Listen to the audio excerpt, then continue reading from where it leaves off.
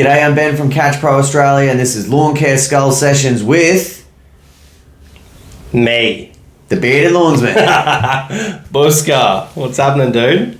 It's pretty cold at the moment. It's chilly. Look at you. Look at you. Yeah, for anyone watching, I got this. I don't know. How would you explain I'd this? say maybe like a Native American kind of feel. Yeah.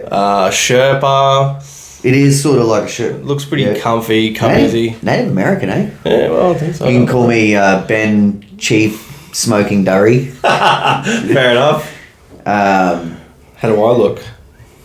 Skagalicious. Skagalicious. Hi, Viz. I finally got me Can't orange fucking one. miss ya. Buska. Yeah, no, I gotta go to work after this. If anyone's looking for a witch's hat, hey, just get BJ. Hey, come stand by this. Yeah, no one's gonna fucking knock me over. Yeah, man. So, this weekend, dude, it's gonna be fucking freezing. yeah, I don't know exactly if this is true, but I reckon this is the slowest that the industry's been in like 3 years. Really? Yeah, at this stage grass of the and year. grass and I'm not talking about Catch Pro sales. Yeah. I'm just talking about like, like everything's kind of shut off. It has. Yeah, a couple of episodes ago, I was a bit worried. Like, even for me, like, I normally have a shitload of work. Winter's normally more productive than summer, money-wise. And I was like, oh, no, it's not going to happen this year, because we did get that cold snap a little bit earlier. Yep. But no, we're back on board now, so we're good. Yeah. We're good. I think realistically, if you're not thinking about winter when that first snap comes around, then you're going to get caught out. I've seen a few posts there that I feel bad, like people are saying, I'm already struggling, it's the start, but you just got to find your feet in the season and get that hustle on. Yeah, and luckily, in Queensland, it's I'd say May this year has been extremely quiet compared to previous Mays. But three months, June, July, August, push through that. September, you can start to look at all your, just going through and really thinning out those gardens before the... How is that happening? What? Ben didn't put it on. Do not disturb. I did. It says do not disturb. Jeez. Unprofessional. Fucking Cook did the worst that you possibly could. Oh, you remember that fucking episode? Do not disturb is on. Oh, he's been dogged by his iPoo. Oh. That'll teach you to get an iPhone. Alright, back to the show. Back to the show. Some really exciting things happening in the industry at the moment. So there's a massive gym staying going on down in Melbourne. So I think those guys will be nursing hangovers by the time they get to listen to this. Hope everyone has fun. I've had 5 or 6 messages from random people like, hey, you coming? Because I went down to Dale's. I'm like, fuck, I wish. But then they told me what the temperature was going to be down there. I'm like, fuck, I don't even think I got clothes for that sort of fucking temperature. But you're getting prepped for the snow, so you don't have all that gear in the cupboard. I haven't been in 10 years, so... You excited?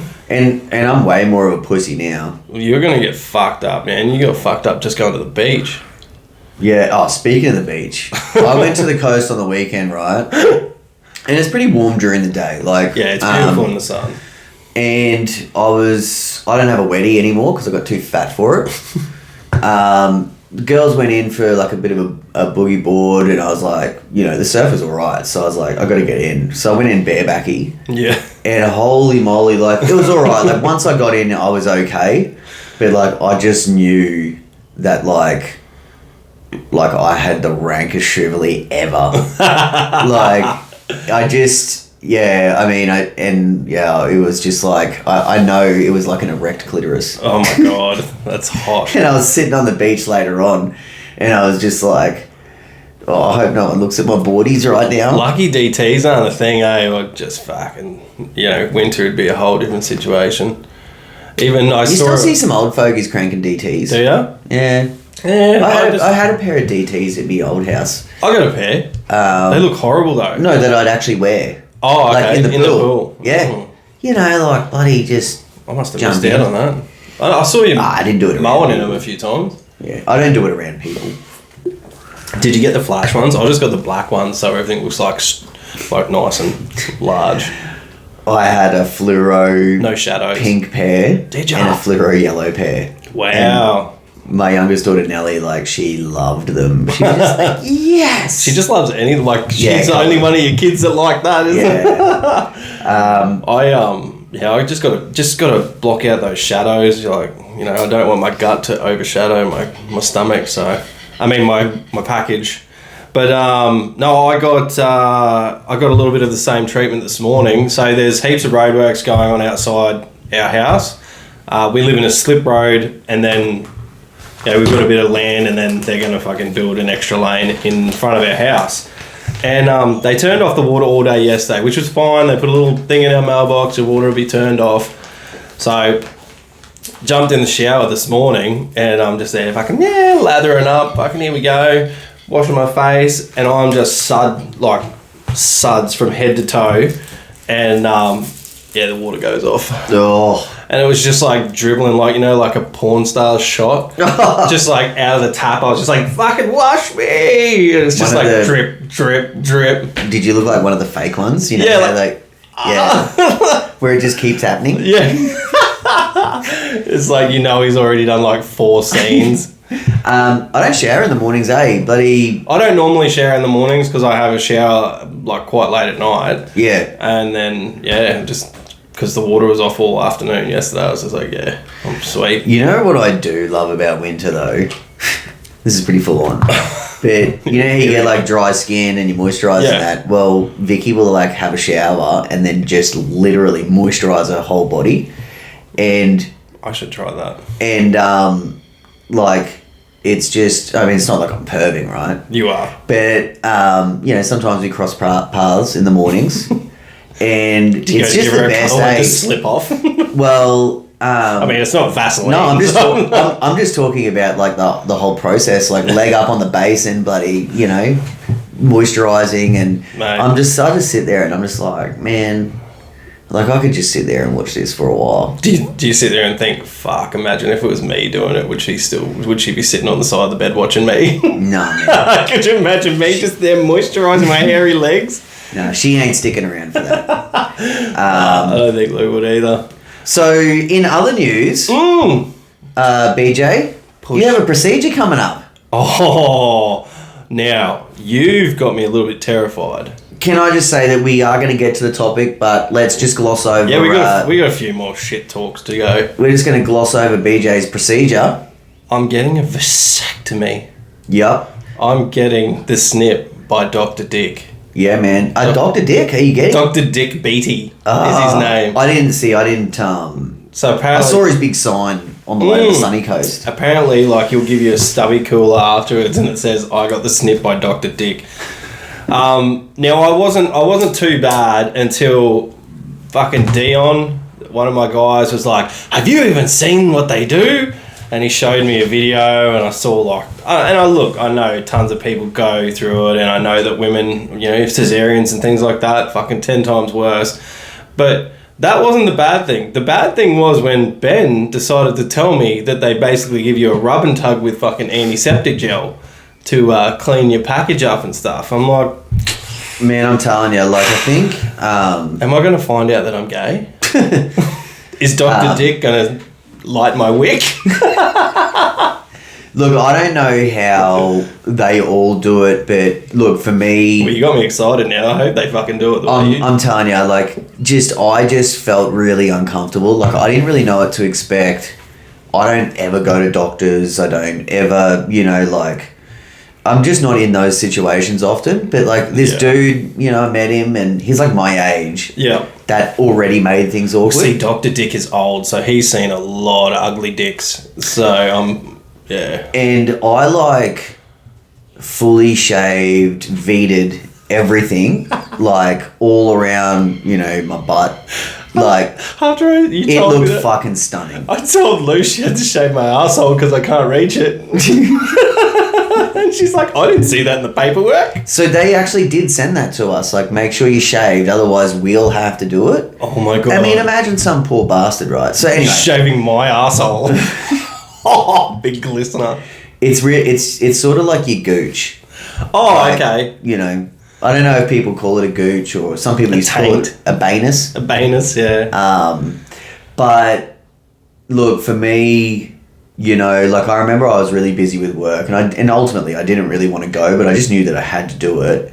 And, you know, yeah, he's just like a dude and, you know, I thought I'd have a gown on or something and he's like, all right, just lay up on the bench and pull your pants down to your ankles. And the minute they came down, I was like, I feel very uncomfortable. Because... This is like jail all over again. Yeah, it's like... you have your legs up. Yeah. You know what I mean? Like... Now look, this dude was just staring into my soul.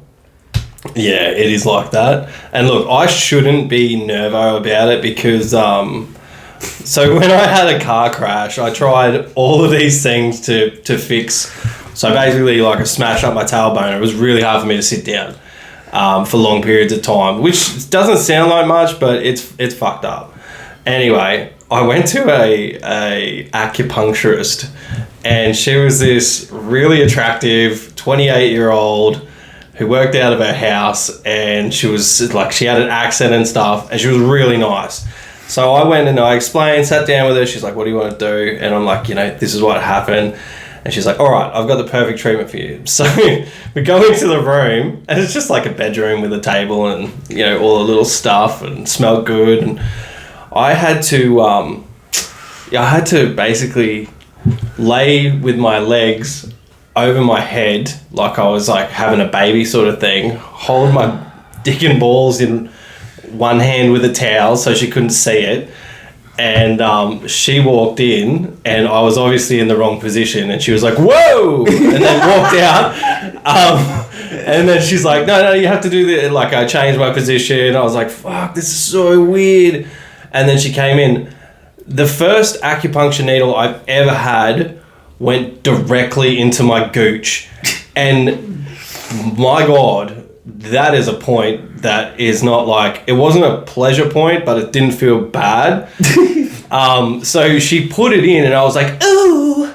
And then she twisted it and it felt like an electric shock went all the way through my body and out the top of my head. And you know what? I felt amazing for about a week afterwards, but I just couldn't go back and fucking get it done again. I mean, the procedure that I had is not painful by any means. In fact, I think you probably will get pleasure out of it, like when they put the needle into your sack. Oh, it's like a wasp stinging my balls. But I just knew immediately, man, I had nervous dick ache. Like, and it was really putting me off, and I was like, oh shit. And then he started spraying this shit on me, like from my belly button down to like maybe halfway down my thigh. Could you see where he was spraying it from? And well, so it was like a warm, like anesthetic. Damn. Like spray, like it's to clean you, right? Yeah. And then, man, this dude just fully, he had the softest hands. Oh. And he just massaged everything, and I was like, oh man, like, what's your name? Like, I never had a rub and tug before, like from a masseuse, but I was like, this is what happens. This is the start of it. This is how Benny gets molested.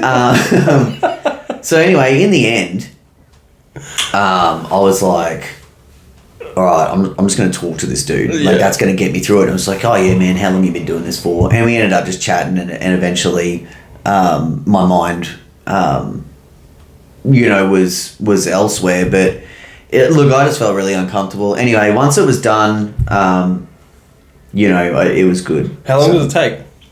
Yeah, it doesn't take that long, like 15 minutes. Oh, I can hold it. He just burns I don't know, pulls you. It's like a little. He crimps them actually, or burns them or something. Fucking crimp them good, mate. So I never went back and got my swimmers tested. Oh, I got to. I'm not gonna risk it.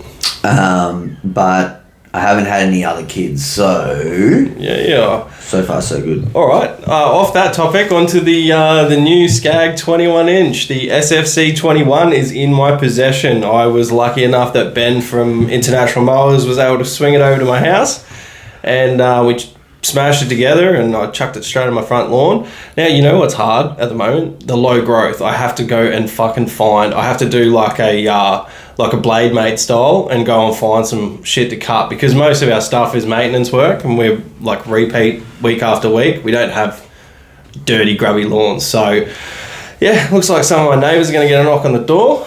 And I'll see if I can find some thick, disgusting shit. But so far, so good. It really cuts nice. Like on my buff, you're gonna hate me, but I mulched it, and I fucking didn't know I was mulching it. I don't have any leaves or anything like that, so it was like purely just tipping my buffalo. But no, it does a really good job, and it's a solid as fuck machine. So I'm really excited to get that working. And see how they go. Yeah, so keep an eye on TBL Instagram, because you are allowed to release content, right? Yes, yeah, cool. Definitely. Awesome, man. So, all right, let's get on to today's topic. Look, we're going to be talking about mower decks, the different brands, what they claim. Are any of these claims, they have credibility? Is it just a gimmick? What is it about these decks that separate them apart, or are they all just the fucking same? Yeah. So we've got a bunch of brands here with their signature decks. We have the Velocity deck from Skag. We have the Turbo Force from Toro. We've got Gravely's X Factor. We have Hustler's VX4.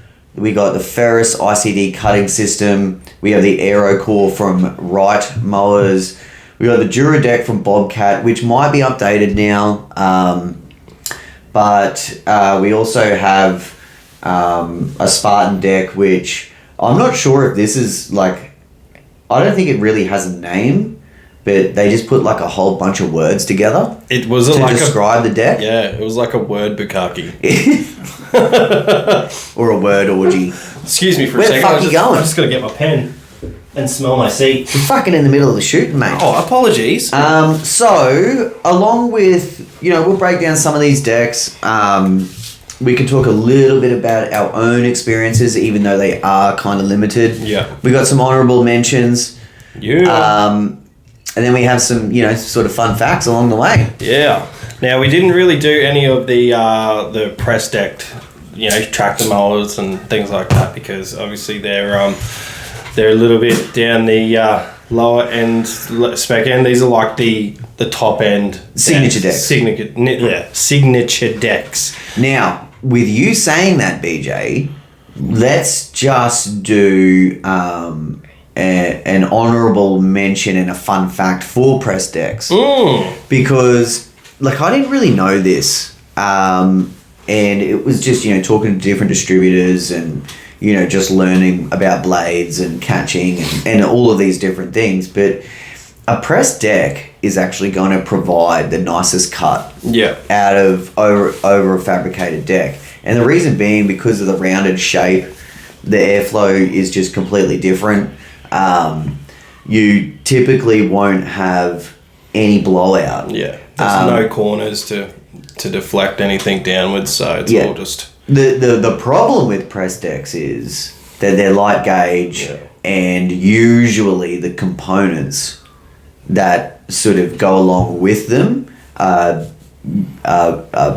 very, very low quality compared to what you'd see on these signature decks. Exactly. Just quickly before we get into anything else, John Deere has the 7-iron deck, which is their signature deck, which is a stamped deck. Yeah.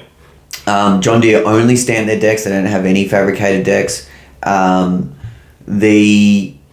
though it is a stamped deck, it's almost as heavy duty as some other fabricated decks that you'll see at the market. And it's got some fantastic features like that. MOD. Yeah. Mulch on demand. Yeah. Coming to So Cash you Pro. can flick a switch and get yourself into mulch mode. Yeah. Too easy. Check out the MOD system. I don't really know if anyone's messing with it in Australia. Not really. It's very rare. I think it's really cool. Look, I think it's one of those things like if every brand was doing it, I'd probably be out of business. Yeah. But Yeah, I mean, pretty innovative stuff pretty on cool. that 7 iron MOD. Yeah, it's really cool. At the expo last year, they actually had one tipped up, and it was just cycling on and off. So it was really cool. Yeah, so why don't we get started with... Alright, let's hit Toro first. Sure. Now, these are on the Z Master. They're also on the Grandstand. Is there anything else that they're on? They might be on the Titan, but I believe the Turbo Force deck is really just their commercial series. Okay, cool. Now, reading up on this Turbo Force deck, and mind you, like before we go on, these are Americans that talk about, things that happen in America. We all know that Australia's completely different conditions, blah, blah, blah. But they all, like the construction is really what matters, I think. And one of the funniest things, when you go on the Toro, you sent me a little video. The funniest thing is, like, they claim that their deck is 33% thicker than 10 gauge steel. So they have a 7 gauge steel deck, which is like, the top standard, I think. Top standard 7 gauge. And they're like 33% thicker than 10 gauge. It's like, well, fucking, yeah, it's going to be thicker because you're running a fucking higher grade steel than 10 grade. But not only that, like, they have that classic American... Oh, yeah. 33%. The music. Thicker than 10 gauge. Like, if you were alone in the dark just listening to that music, you think you're going to get fucking murdered. Like, they're real intense. I find it arousing. Do ya? Is that like your bedroom music? Yeah, a little bit. Like when we're in the... I might have to try that. When me and Vicky are in the bedroom, I was like, wait, can you talk like one of those American ad commercial guys? And I just sit there and I'm just like, oh, yeah. You're like, oh, Ben, you're so hot. Today is the 24th of June. And you're looking good. So the Turbo Force, look, it is a 7 gauge deck, which is top notch. It says 33% stronger, but just keep in mind that's 33% stronger than a 10 gauge deck. Yeah, and pretty much the only other 10 gauge, there's only one 10 gauge deck on our list, so we'll get to that later. They offer, integrated underskirt that says that it stops, it helps with blowout, so that's just a little back lip. Now, a lot of these guys, they have a lot of the same things. Yeah. But then they'll have like one or two things that set them apart from everyone else. So basically all of them have that little underlip. Like I know Skag do as well, but they haven't got it in their advertising. I think Ferris does as well. They offer cast iron spindles. They have an adjustable discharge baffle, which is that's the difference. Like this is a different kind of deck. They have an adjustable discharge baffle, which is kind of cool. Like, and I didn't know this. I didn't know. So if anyone, it's the turbo baffle, which is usually, it's to the rear of the discharge, and it kind of angles from inside the deck to out. Yeah. Now, what's conflicting about this is that they call it a turbo baffle, which the way that I understand it is it increases the airflow to get the grass out. Yeah. However, there are a bunch of how-to videos and, say pro tips of people removing the turbo baffles from all sorts of mower decks. So we've both experimented with this. I experimented with the Clipper. You experimented with the Bradley. Didn't really change anything. So with the Bradley, now this is the Parklander, made by Bradley Mowers. The deck was excellent when you were tipping. I did feel, and like it's weird. Like you could slash like 6 foot grass and it'd drop it. Everything was sweet. But if you were doing like a really, really, really thick cooch lawn, it would bog down. Yeah. And me and Rusty, we messed with it, several different ways to see, like, can we, stop that bogging down. One thing that we did try was remove that turbo baffle. It didn't really help. Yeah. I know there's a guy, Stephen Green. Yeah. And I think he had a grandstand where they removed the turbo baffle in, like, longer, thicker grass, and I think they got results. Cool.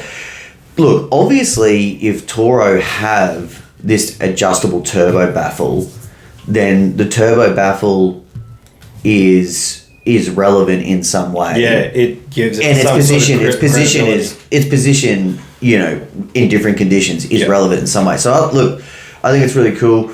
The Americans always wank on about the Turbo Force deck. Yeah. And I think it's a pretty credible deck in Australia as well. Yeah.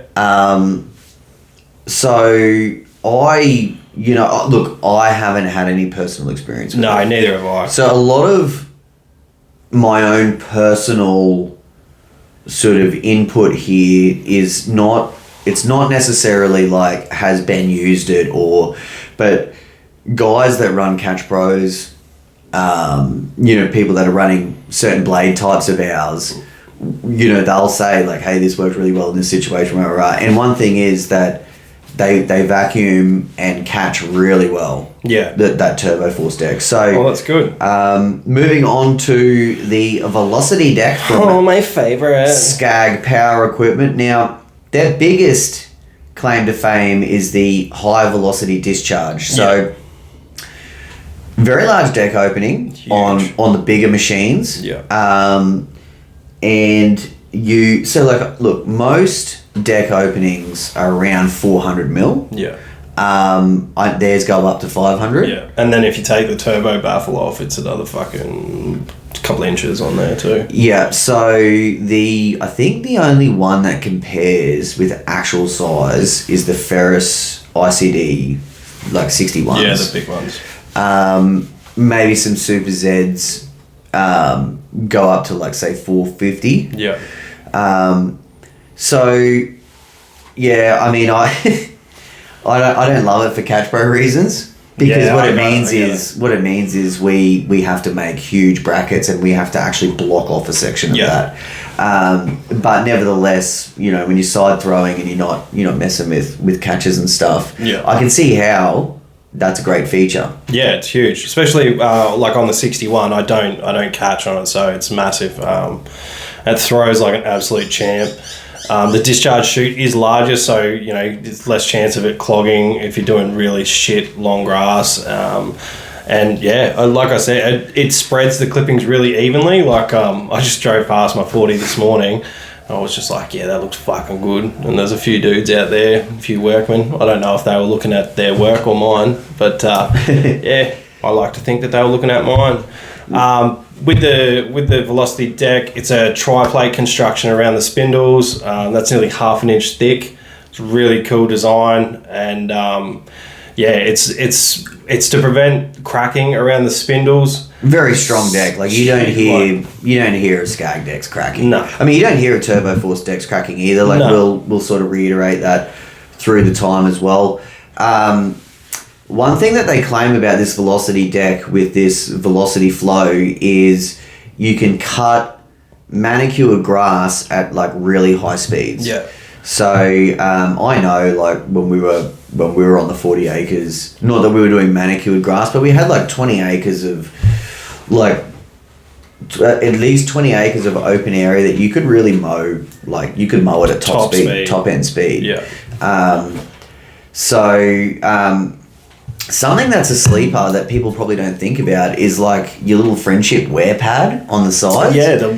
Now, it's funny that they call it a wear pad because I just think of it as a bumper bar. Yeah, that's probably what most people use it for. Oops, I got too close. And a lot of decks will have them. Now, I didn't realise how great this was until I really thought back years and years ago.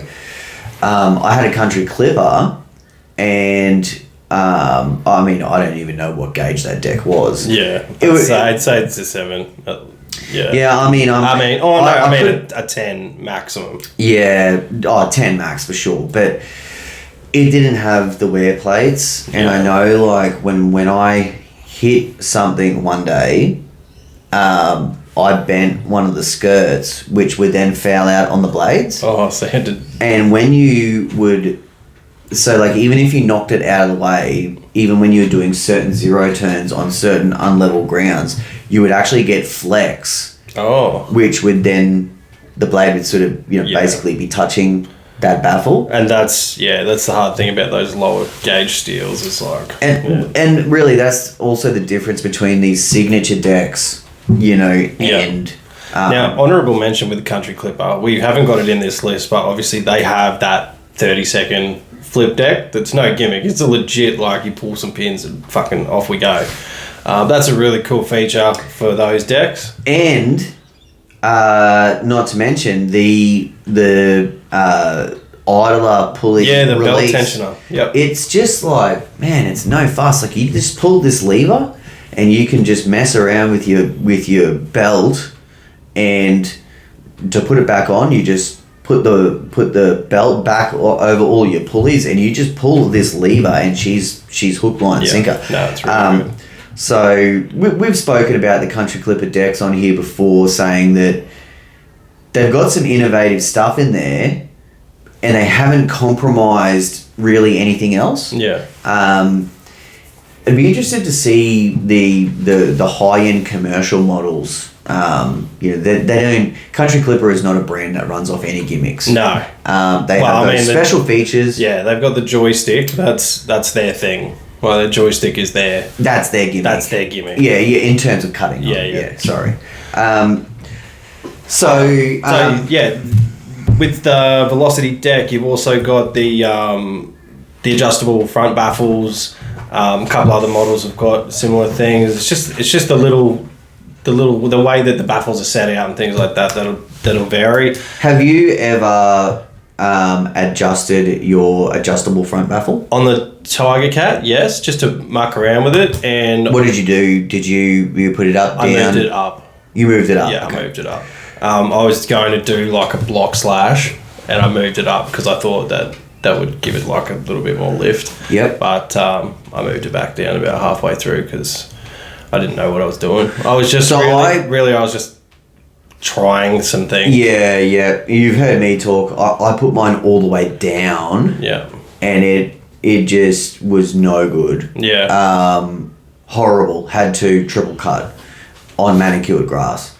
So I've had mine back up. I had it completely removed at one stage, which was all right. I did that for ages when I was running X-Blades. Yeah. And, like in the real intense summer growth. Nevertheless, having an adjustable front baffle, like, I can see it being a good feature. Yeah. That really anyone can incorporate. Yeah, it's just gives you another option to play around with as well. Just try something different. Obviously, they've got cast iron spindles and things like that, but we're not really talking about spindles. Scalpy wheels. There's some decks that will go through. They have different scalp wheel setups. You've got the single rollers, which I think are the most common, and then some of them have these big fucking doodle rollers on the front ends. So, I think that's a Ferris thing. I think Ferris have those big long rollers at the front. The more the merrier, I say. Yeah, me too. You wouldn't think they'd really need them on the Ferris with all that suspension. Yeah, I mean, I wish... look, while you bring that up, let's just talk about the Ferris. So, there's a video on YouTube, and the dude is just boring as fuck, eh? Like, they all are boring as fuck. Yeah, they're all pretty boring. I will say in this that we'll sort of lay out some of these decks. Yeah. And then go and do your research, because you will find some like other awesome videos or some promo videos. But this particular one with the Ferris rep, I think it was on Facebook. Fuck me, as soon as I listened to it, I was like, are you kidding? Is this who you used? Anyway, Ferris had the ICD cutting system. Now, most of their claims is that the center of the deck is offset, which doesn't make it the center anymore. Now, apparently this optimizes airflow. And, like, I just love, like, learning about that stuff because, I just always wonder, like, are they doing something different to other brands, or are they just putting words together and making us believe? But look, they do have a huge discharge opening, they do, which we talked about before. Yep. They also have that sloped nose, which pretty much all are we calling it a bull nose? Yeah, we've so Skag has a bull nose, Turbo Force is bull nose, I don't think the X Factor is Spartan. I can't remember if that's a bullnose. Yeah, it is. Okay. Yeah. So anyway, this slope nose. So bullnose. So they call it a slope nose, which is very racist. Yeah, that's but usually we would call it a bullnose, right? Yeah, that's it. But slope nose, it's straight from their website. They reckon it allows the grass to stand up before the blade touches it. Yeah. So it gives which it is a really higher, important. like it said, that it stands it up so it's higher. It's actually going to cut where it should. Giving you an even cut. And less stragglers. So, yeah, it's hard. A lot of these guys have got the same features and they just word them different. Yeah. I mean, look, there's nothing worse than stragglers. Oh, my oath. My oath. And look, I think it's unfortunate that in the Australian market, like you can mow like a couch lawn that has some weeds in it, and like you'll be mowing and all the couch is beautiful and you'll be leaving stragglers and it's not couch, it's something else. Yeah. And typically what it means is that you have to slow down. Yeah. Because what's happening is the front of the deck is pushing that grass over and that grass is not standing back up to be cut. Yeah.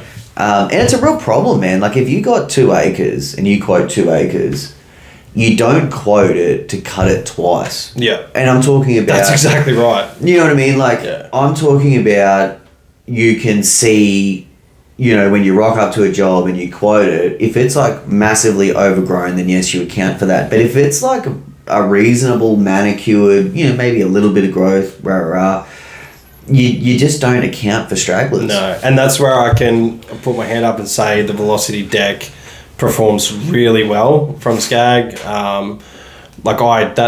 That 40 acres, I'm full tilt on over 20 because the other side is it's pretty respectable as well. So I don't have to double cut any of it and it looks immaculate when I'm finished, even though it is it's a pretty haggis block. That blue couch section,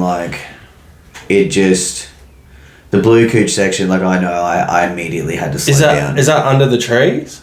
Under the trees, like the I didn't really do it that much. It was the my side? No, it's over the other side. The blue couch. And Russell, we always. I know the one. Yeah, Rusty used to do it. And I know, when I used to do it, I was cutting not half pace, but nowhere near full. And that was on my Velocity deck too. That's one of my favourite sides now. Which is something that, that's not to disregard the Velocity deck in any way, shape, but it's just something about the Australian market that we all have to sort of accept. If it's not beautiful and flat and all the same type, then, you're never going to get the full experience of these actual decks that I think that they do get in America. And look, they are designed to cut at, I'd say, around 3 to 4 inches. And some places, I cut it at 5. That's fucking... I've never cut anything at 5. I don't even think I've got a 5 on my deck lift. It's mental how high some of them cut. What I do find about the American market, I know we're not typically talking, that's not what we're supposed to be talking about, but you see I Follow Stripe Life and the photos are just fucking amazing. I would sit there and look at those lawns for that long, but when they zoom in and start walking on it, it looks like shit. Yeah. I mean, it's the kind of grass. That again. Yeah, it's the kind of grass you'd pass out on and be happy, but you wouldn't want to fucking kick a football or anything around because your toes would get caught up in the blades and you'd go after it's it. I could get Vicky out there moisturising on that grass and I'd be just in all sorts. Look,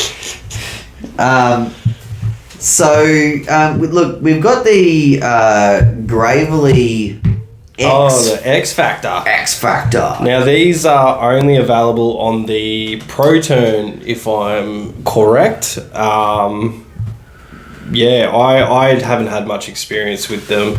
I don't know if they're on the new battery model. We'll have to check that out. I wouldn't imagine so because it's not it's not a full commercial, like their battery model is not of a pro turn spec, I don't think. Okay, all right, fair enough. So that's been popping up at a few shows. I think you've had a run on it, haven't you? I've had a bell on it. I haven't physically cut any grass with it. The reason why I'm quiet at the moment, everyone, is because I don't have any notes on the X Factor deck. You lost the X Factor and, deck notes. I thought I had a screenshot to sort of get some notes off. I had a screenshot too. And somehow I don't have it. So what we're going to do is we are going to move over to the Duradeck. Duradeck by Bobcat. Now, just quickly, I think that the Duradeck might have a different name now, and it might be called like Tough Deck or Tough Flow or something. Okay. There's no research on it. Hey? There was no, like, I just put in deck and... With the acquisition of, from Doosan of Bobcat, they're probably still getting some of their marketing, But look, the Duradeck, it is a great deck. It's a pretty solid deck. Now, excuse me if I'm wrong, but when we first did that Bobcat demo together, you put the Bobcat deck next to the Parklander / Bradley deck, and they were fucking almost identical, weren't they? So, I'm glad that you brought that up because that Bradley mower is a legit Bobcat ripoff. Yeah. Even the park brake or the deck lift. Yeah. It had the same lasered... it had the same shapes. Bobcat lasered into it? No, it didn't have but it had the same shapes. Yeah. The front casters, like the arms, literally everything is the same. One thing to note is that the deck appears to look the same, but very different results. Doesn't perform the same. And I tell you what, I guess that probably kind of cements, we've got a little bit of skepticism on, some of these decks. Is it, when they put these videos up of, a deck with computer, showing the airflow, is there actual science behind it, or are they just taking us for a ride, or what? I think they all would have to get some science behind it because, they obviously have to do things to a safety standard, so they need to know about airflow and discharge patterns and things like that. Something interesting, I think we've spoken about how they get the discharge patterns before, how they fucking launch a bunch of marbles into the bottom of a deck while it's going full fucking tilt, and the spray pattern is basically what they'll go off for the discharge pattern. Yeah, so none of the marbles are allowed to go above a certain height. That's what it is. Yeah. So I actually tried to find some info on that, but it's all inside info. It's a bit like I could actually probably message and see if I could get some of the Skag stuff, because I was able to take a few photos look at Mr. Big Shot over here, eh? I'll just message them and just see if they can give me their high technology fucking... Nah, I just want some photos and stuff. But I actually got to see the testing thing where they had this Liberty on a fucking looked like an earthquake machine. It was pretty cool. But yeah, that's one thing that they do have to involve science in for health and safety reasons, I'm guessing. It is for health and safety, but it is for grass clipping disbursement. Yeah, and they want to be able to say, ours disperses 33% further than the competitors. So speaking of grass disbursement, funny enough, the deflector shields are a huge part of it. Yeah. And they're like something that all the brands mention. Now, I've just always been that dude that's looked at them and been like, all right, I'm going to fucking unbolt that as soon as I get home. I've got 5 brand new ones just in... I don't know why I keep them, like some sort of hoarder. Because it feels like expensive to throw out. It does. They're really well made. And yeah, it does feel... They do feel expensive. I launched my Skag one after a while. I held on to it for a while. See, mine. And eventually I was just like, man, I'm Benny fucking Hoover. I'm launching it. Man. Here's me fucking getting ragged out about, Mr. Big Shot. I'm fucking Benny Hoover. No, but what I mean is, like, I make shit to replace this. Oh, that's fair enough. You know. That's fair enough. Back to the Duradec.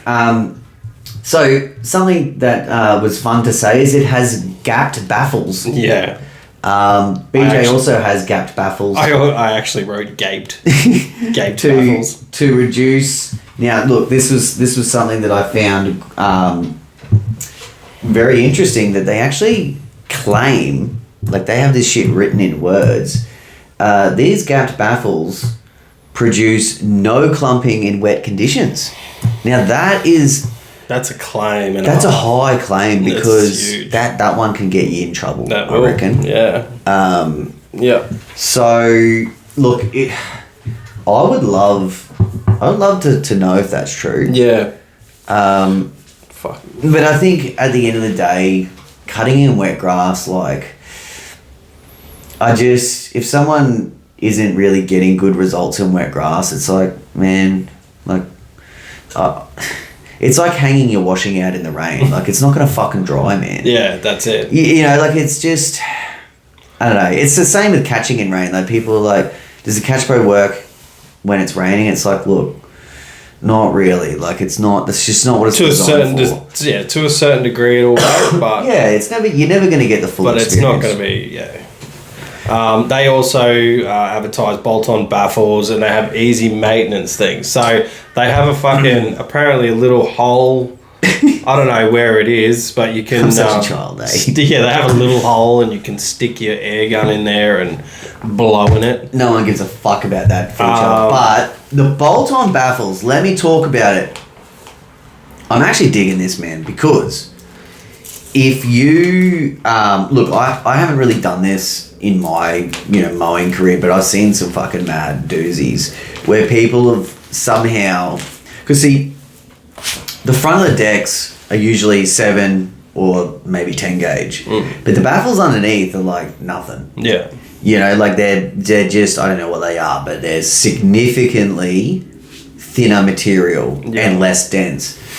So if you smack up one of those baffles, it can happen. Like, you can run over like a brick or a rock. Yeah, or a water pump like me. Yeah, actually, I hit... what happened to mine? I hit something. It was a tap. Oh, like an underground, like a fucking water meter? Just like someone had a tap and they just heaved it into this fucking grass. Dogs. I can't remember what I did. I can't remember if I snapped a blade or something, but I couldn't fucking believe it.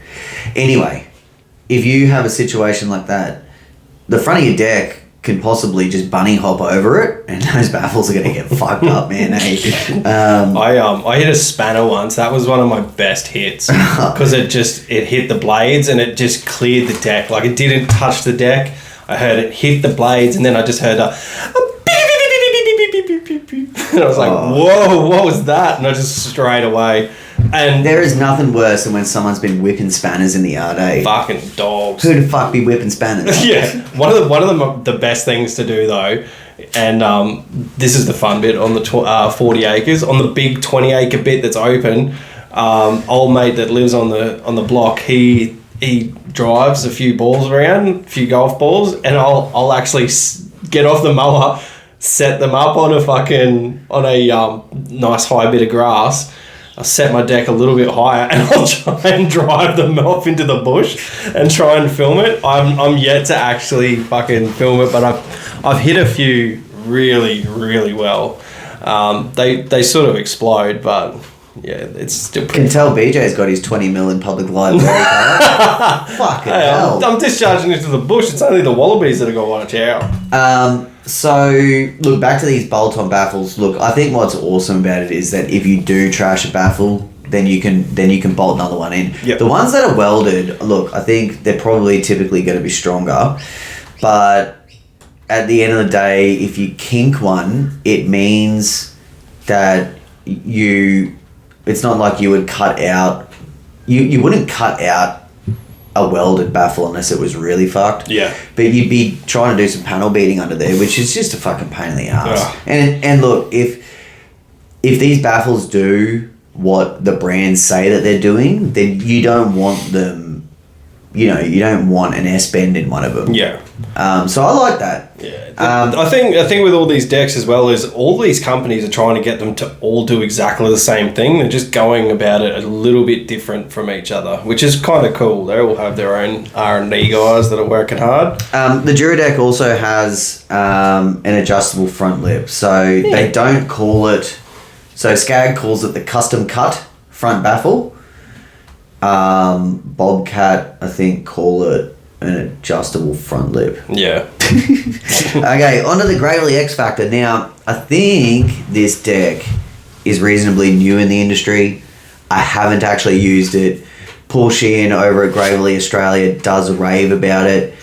It's a very deep deck, which I really hate for Catch Pro because I actually think, I don't know this for sure, but I'm not sure that the Catch Pro actually works. Like, it's too deep. Oh, okay. So the Catch Pro is actually going to sit above your blades. Fuck.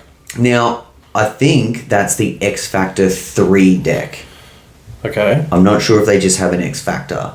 So anyway, it's a 7-gauge fabricated deck, which is, pretty... The standard. It's the best you can get, but it's pretty standard across the board. So they're saying 4.5 inch deep for optimized airflow. Now this improves discharge performance, and it's best in its class for a finished quality. So pretty, That's a pretty fucking... Yeah, it's a bold statement. It's a bold statement, big time. They go on to say that they have both front and rear 1/2 inch wear bar. Oh, okay. So that's pretty cool. I'd like to actually see what that is. But so they're talking about front and rear wear bars. Yeah, I don't know how that works. I'm not really sure, but you can go on to the Gravely website and check all this out. There's not a ton of info on this one, but like you said, but if they're going to give it a name and a gimmick, then it's going to get our attention, right? Yeah, that's it. Do you want to talk about the Hustler VX4? Yeah. So the thing about the VX4 deck, everybody, is pretty highly rated in America, but it couldn't cut it in Australia. Look out! Now these are available on the Super Z, Hyperdrive and the Diesel Z, and they are not available here in Australia, which is, I guess, unfortunate that they didn't even... I mean, they've obviously tested them here. Okay, so what the story is, because I know this shit, right? Yeah, he's in. He's got the in. So Hustler Australia, they would bring in and review and test everything that came in. And what they found with this VX4 deck is that it just left stragglers everywhere. Now, quick question. Now there's a different distributor. Do you think this will change? We might see the VX4. Look, I don't want to put Black & Decker down, but you don't see it's certainly just deck, not... They don't do things the same way. Yeah. So, I had the guys at Hustler that were distributing the product, and I see a 52 Super S stand on, right? Yeah. Now, I did the product testing for the 36, and the deck, it doesn't have a gimmick name, it's just a fucking Hustler deck, right? Beautiful deck, awesome deck. Anyone who's got one, Luke Smith's got one. That's not it is a mad deck. Yeah. The 52 is sitting there, and I'm like, yo, swing us this. And they're like, nah, it's not coming in. And I'm like, what? And they said, doesn't cut and clear. And I was like, fuck off, give it here. And they would not give it to me. They were scared. They were scared of me seeing it. Oh, they legit, I was like, give it here. I want to find out. I want to, make sure that you haven't cooked it. And they're like, trust me. And no, you're not having it. Fucking no, Benny. So, it's a bit unfortunate.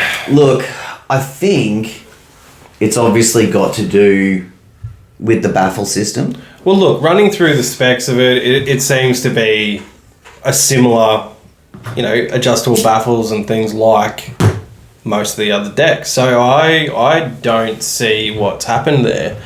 But obviously they've taken the time to fucking pull those decks off and put different decks on. So for the Australian market. Yeah, for the Australian market. Yep. They went to, I don't know what they went to. Now, didn't Mark from IMO's just got his new Super Z? Yeah, So I don't know if they got VX4s. Look, they might have remodeled this VX4 deck for Australia now. I really, now that Hustler is not distributed by Power Up Lawn Care, I just don't have that much to do with the inner stuff. Like it's really all about Gravely now. And still, we're all still getting to know the product. Yeah. So, I mean, the VX4 deck's just a little bit more of a honourable mention. Yeah. So... Do you want to go right or Spartan next? I reckon right. Let's move on to Eduardo with the AeroCore right deck. Now, actually, I was gonna message Ed. Yeah. Haven't talked to him in fucking ages, but he's on the LMCA page.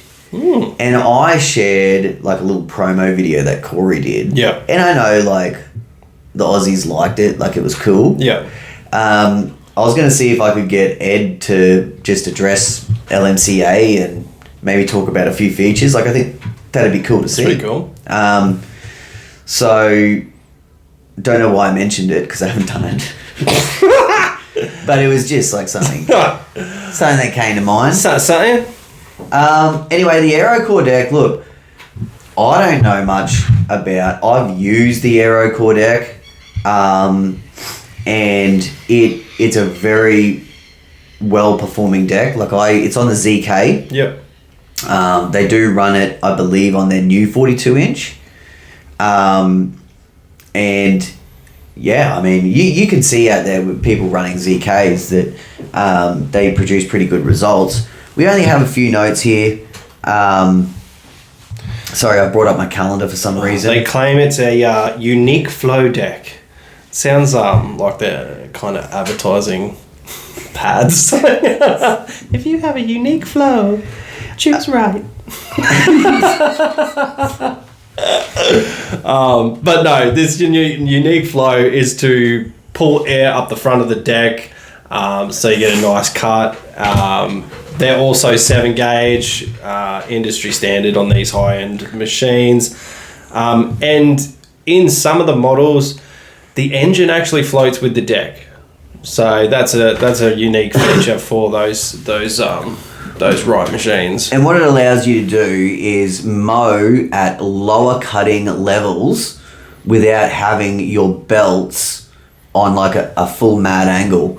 So essentially your belts will not be stressed out at all because they're always in the same position. Now, something that I thought is really cool is the words AeroCore are trademarked. Really? Yeah. Are we going to get in trouble for saying it so much? That's some real shit. So they claim here that rather than pulling the air up through the middle of the mower blade and pushing it out the sides like other decks do, the AeroCore trademark is designed to pull more air from the front, which powerfully whips up the grass at the front cutting edge. The result is a cleaner, more even cut. The air-tapered surfaces that create this effect combined with anti-clumping baffles also help the cut grass to discharge freely. This allows each mower blade to cut efficiently and also minimises time spent cleaning. Now, very nice. Something that is kind of cool about that is we know, like, if you're on top of your mower, you've got your left, middle, and right cutting blades, and essentially what happens is the left throws it to the middle, which throws it to the right. Yeah. That's why you end up with, like, the left blade is, gets more gimped out. Yeah. Are we allowed to say gimp? Yeah, I guess so.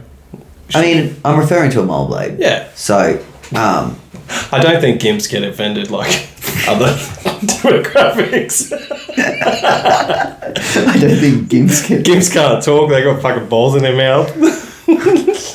I don't really know what a gimp is. Oh my god, can we fucking get gimp suits and do the fucking podcast in gimp suits? I have to unzip the mouthpiece and be like, "Hi, I'm BJ from TBL Property Maintenance." Blah blah blah blah. Imagine the fucking amount of leather they'd have to use to make me a gimp suit. I'm trying to find out where I am in my notes. Could you wear like up to the elbow gloves? Leather gloves. Fuck. Oh no. Okay. But getting back to the AeroCore, space-saving design. So less bulk means more agility around between trees, curves, rada. That seems like bullshit. It really does. Like a 61-inch deck is going to be fucking 61 inches. Yeah, so what I meant by bullshit, as in I don't think any of that is relevant to the actual cutting process.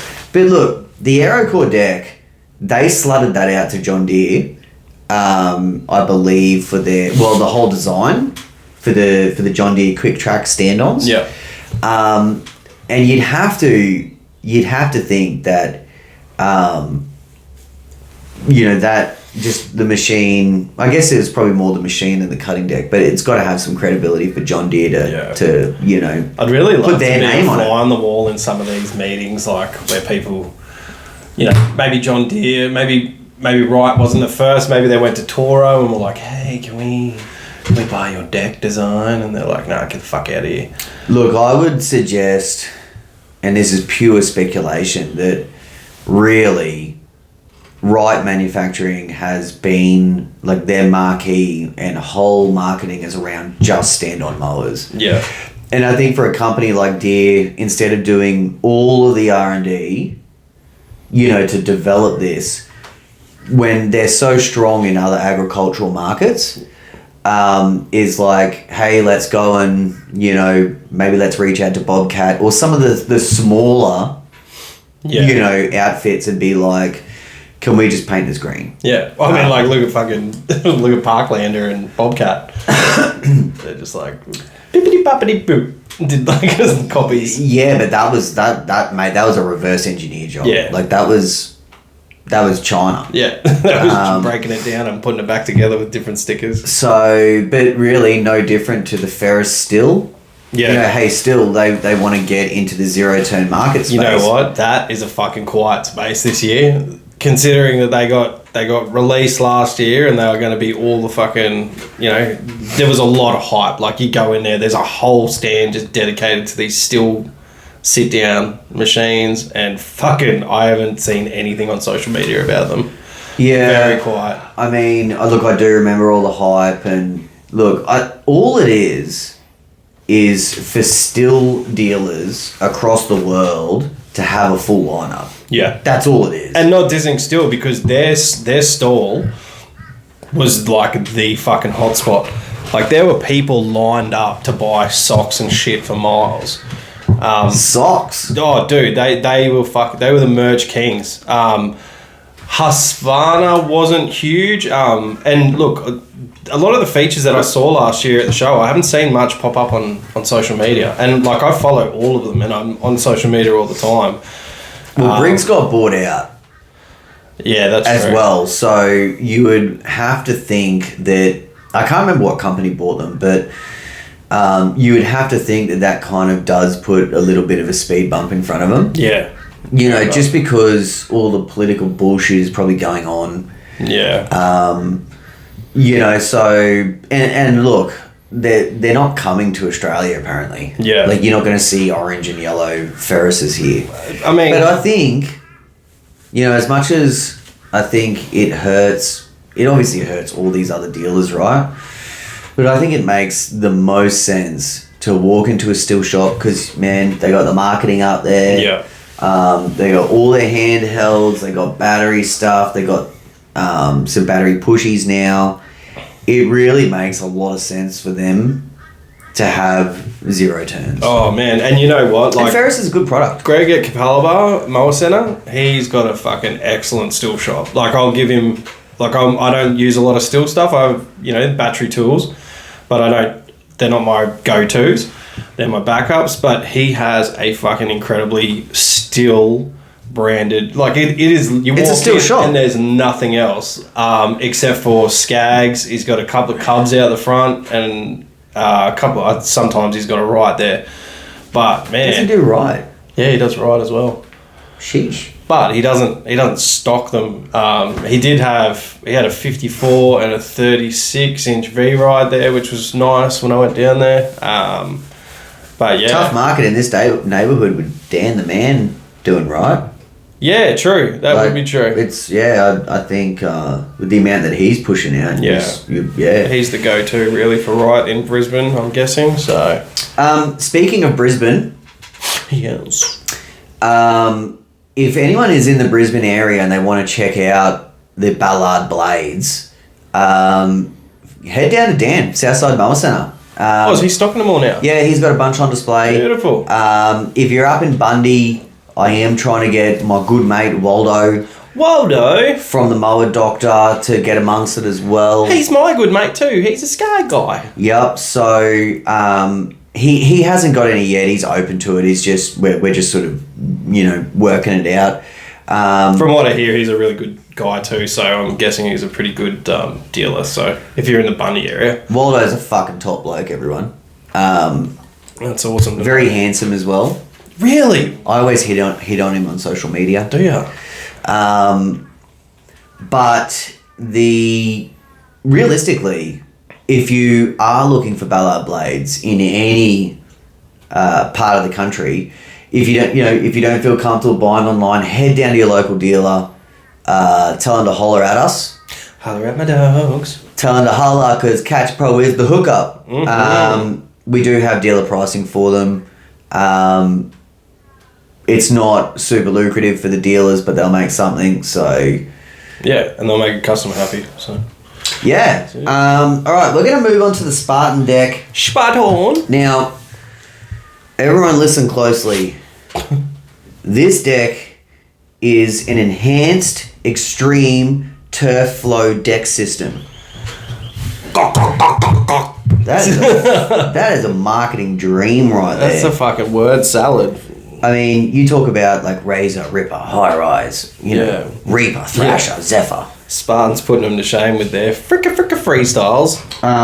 So now the one thing that you've mentioned to me about the Spartan decks, because you've used them a lot more than I have, is they are an extremely deep deck. Yeah, so the Spartan deck is, look, this is we've cut on a Bobcat, we've cut on the Aero Core. Obviously, we both own Velocity decks. Yep. We know those decks pretty well.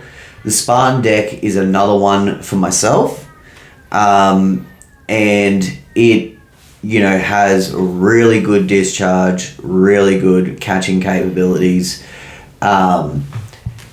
Very strong deck. So they only make a 7-gauge deck throughout their whole series, which is pretty impressive. Look, irrelevant for today's topic, but the one thing I probably want to mention that is important, okay? The RZ models, which only came out first in like 42, 48, I believe now they have 54 and 61. Something to note. It's a 7-gauge deck, but it's a very shallow deck.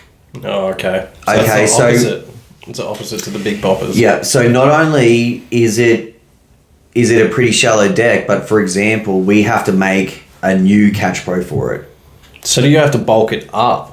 So you have to... So what we do is, we've got them already. We've had them for a long time because it's the same Catch Pro that you would use on a Walker or a World Lawn Gator. Okay. And they're very shallow decks.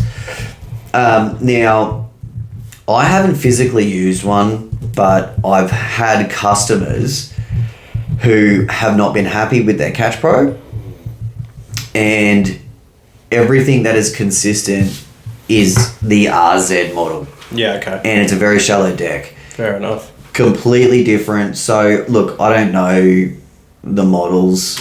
I should know. Like, obviously, I know the KG. I think they got an SRT. Yeah. But you want to look at the deep deck. Deep deck. The deep deck. Deep deck. Not a whole lot on these as well. I think pretty much feature-wise, quite similar. So apparently this extreme turf flow deck system with added suction enables it to mow in all types of grass. The rounded front baffling follows the contour of the blades. I don't really know what that means. Exactly what fucking every deck on the market has. Contoured baffles that follow the path of the blade. This is an interesting point. The new decks also have a wiper to help deflect the grass out to prevent it from circling back into the chamber. What I actually think is interesting about that is like some deck designs actually promote the grass circling around in the chamber as a positive. Yeah. Whereas, Spartan's kind of coming out and saying that like our airflow design is to actually prevent it from circling. Yeah. I guess if you got it circling around in there, you probably got more chance of bogging down. Yeah. So not a great load of info on this, but look, one thing I will say is that I've used the deck. I give it the thumbs up. Yeah. I did like in really, really, really thick grass. I think I've got a video actually, and the grass is like, if you're watching on screen, the grass is like above my knees, and the machine was bogging down a little bit. I just don't know how much anyone can really. Yeah, I don't think when you're getting into fucking grass that's a foot, 2 foot high. Yeah, so I want to say like. I was talking to, this is no disrespect to Skag at all, or Rob Shearer, because the conversation was with him, but, like I remember in the early days, he's like, you can't bog down a Skag deck, or you can't, Skag decks, they don't get dirty underneath, and like I own a Skag, and I think what he was saying is true in a lot, like it is pretty tough to bog down a Skag, like you're not going to bog one down, mowing any sort of regular lawns. But I'm telling you now, like, I bogged one down like a motherfucker on some shit. And I think that it's just, when you're talking about massive volumes of grass trying to get out of something like this, I think it doesn't matter what it is. When you say that, it's like, it's not being used for the application that it's designed. Like, not even close. Yeah. So I get that. I have to agree with him on the underside of the deck. I very rarely have to take anything out from underneath my deck, which is just fucking awesome. So I remember maybe my expectations were too high. Like I'm sitting here thinking like that there'll never be any clumping. Yeah, and there is. Like there always is around on every the deck. bolts and things like that. But realistically, like I don't have to scrape my decks very often at all, unless it's like fucking mud and shit like that. Like the only time I've ever fucking scraped my deck is for an Instagram video, eh? Quick plug for the bloody what's the Pro Scraper? What's my product called? Pro Scraper. There you go. So, and if you motherfuckers are out there comparing it to a paint scraper, go and get fucked.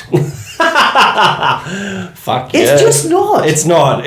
I've got paint scrapers, and I used to use paint scrapers, and it's completely different. It's got a fucking T-handle. It's got a soft grip. It's got a what's that other thing? The replaceable blade that I never stock. Fucking hell, Benny. Yeah. That's all right. No, I like it. Oi, buy Gatch Pro. Now, that's all the big boppers. I think now we should talk about your nemesis, the clear-cut deck. Okay, so now people would have heard me talking about Smack for over a year now about the Husqvarna clear-cut deck. Now, I want to go back and retract a lot of statements.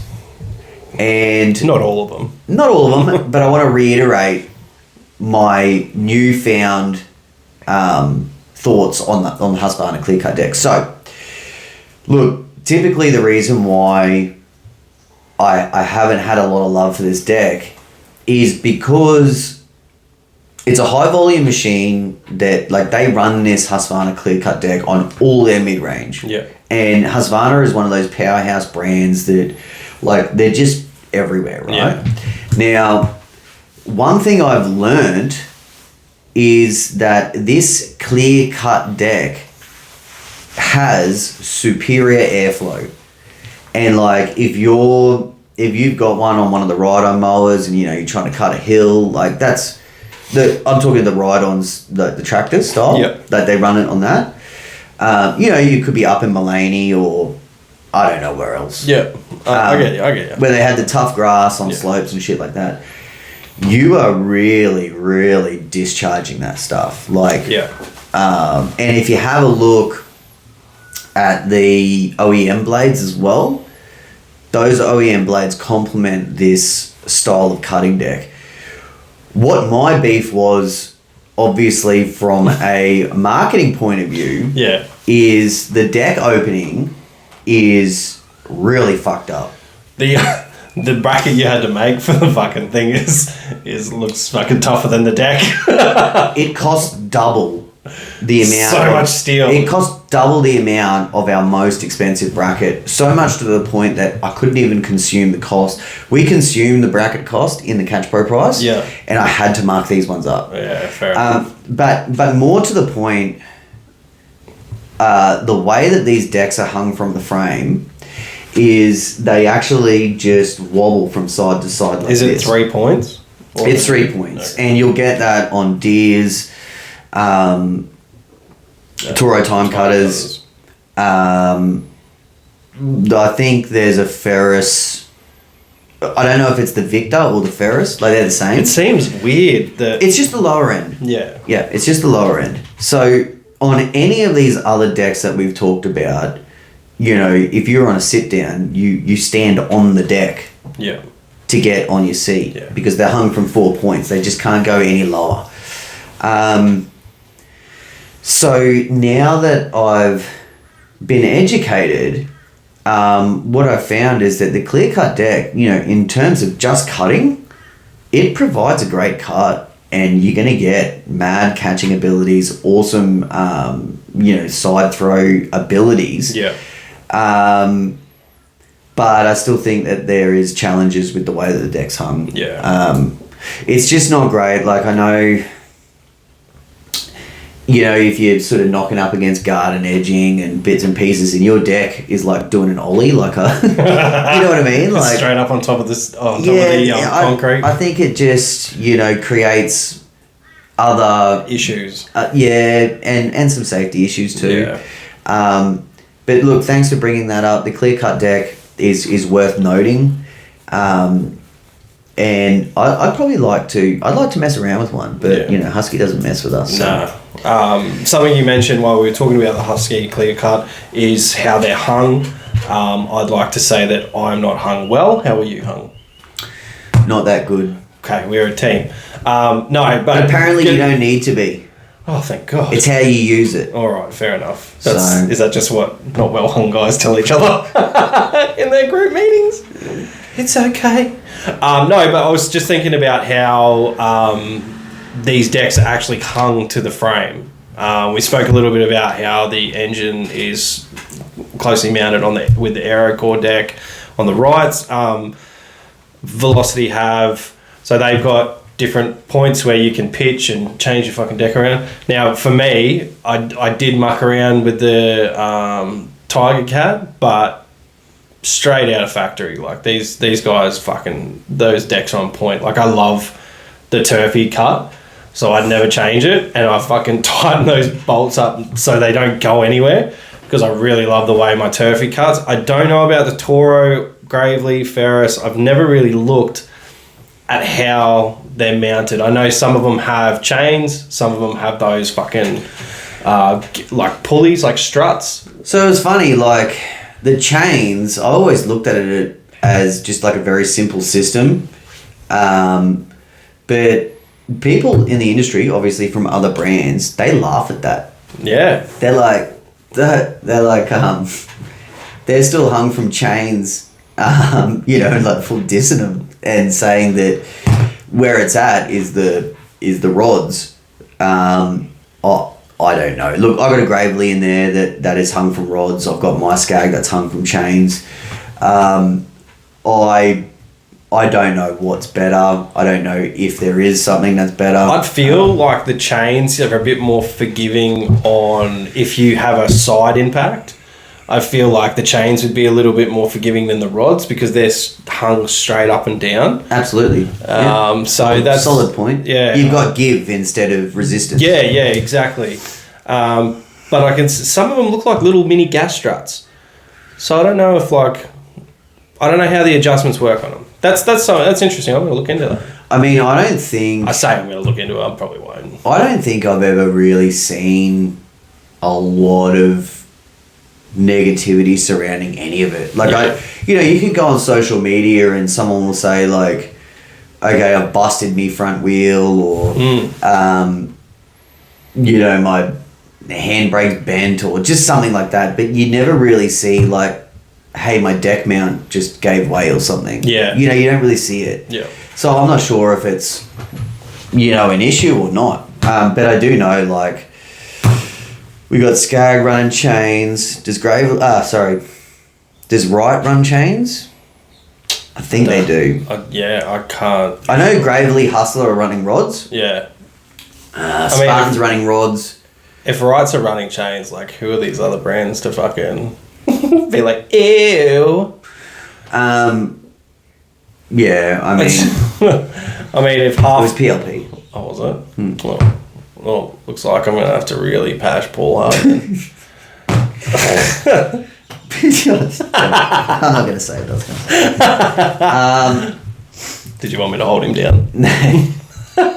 No. So anyway, look, I think along with this episode and last week's episode, hopefully we learned something about cutting. Yeah. I've had people reaching out about blades and they're like, I'm using gator blades at the moment for discharging and, I think there just seems to be like pretty uneducated amount of people out there that are kind of just running with whatever their dealer told them to get. That's exactly right. It's all about research. Like if you can find something that works a little bit better and it, obviously like a set of blades will cost you a little bit. You change your blades, you notice a little bit of difference in the cut quality and stuff like that. That's a win. You adjust your baffles a little bit if you're having a little bit of trouble with grass not getting knocked down. That's a win. And obviously all those things are not irreversible. You can change them. You can go back to your old blades. You can put your baffle back where it was. So experiment a little bit. I know everyone's short on time and sometimes it's just not feasible to do all this chopping and changing, but I think it's a really good thing. You fucking optimize your machine. You pay enough money for these machines, you optimize it to get the best out of it, and make sure you're happy every day you're cutting. Absolutely. I mean, if you're doing any sort of double cutting on anything that is that you're visiting regularly, then I would probably maybe take a few points from some of this. I'm not saying go out and get like a fucking turbo force deck. I don't mean that. But have a look at what the brands are offering. See if that is a feature that is within your, you can always look at your turbo baffles. You can always look at different blades. Something that I found, like, I used to have an acreage that I loved to mow. And I would always mow it at 7 o'clock in the morning. Summer or winter. And it was pretty thick grass. And I would always start out the back, and the back yard wasn't huge. Like it was maybe like a 2-acre property, but maybe only like an acre and a bit total of grass. Backyard wasn't huge, and it was always in the shade early morning. And like I mowed that because I had this client for years. Rusty still mows it. So, I had a country clipper, I had a little Arians, I had the Super S, we had all the demo machines. Obviously had the Skag and the Spartan. And what was consistent really with every single mower, with the early morning heavy dew with a bit of thick grass, it just never really looked good. When you came out the front, The morning sun was belting down. I'd already been there for a half hour to an hour. Usually, it'd be 8:30 or whatever by the time I got to the front. And the front, same grass, always looked way nicer. Yeah. So, I think like in your wet conditions, I think I saw on social media someone's moving from Tassie. Yes, yeah. So I'm going to swing in my number. Up to, looks like he's moving to Logan. Yeah, Eagleby. Was it? Windermere. Oh, was it? Oh, all right. Which is, sweet. I think, maybe a little bit west. Oh, that's not too far away then. Turn the sign off Oh, again, brother. shit, my big booty. Anyway, he was sort of mentioning that it's always just wet down there. They're always mowing in really tough conditions, and well, he's got a Lib 36. He's got he does everything with it. Yeah, so that's good. I just said to him like, you'll be all apples, mate. Especially, like we're pretty lucky here. Lots of good access properties. As they start splitting blocks towards the city, it gets a bit fucked up. But realistically, on the outskirts and in the older areas, there are still good access blocks. And then you can put your 36 on a few different things. So, can I point out some controversy? Yeah. So yesterday, I'm sitting around, and actually the day before, and I get a phone call from some bloke. I think he lives in Melbourne. And he's like, man, I've been seeing your Catch Pro stuff like everywhere. And, really interested. And he wants to buy a Catch Pro and buy a 32 stand on. He's got a big skag dealer down there. And he's thinking of sort of buying like a 32 and a 52.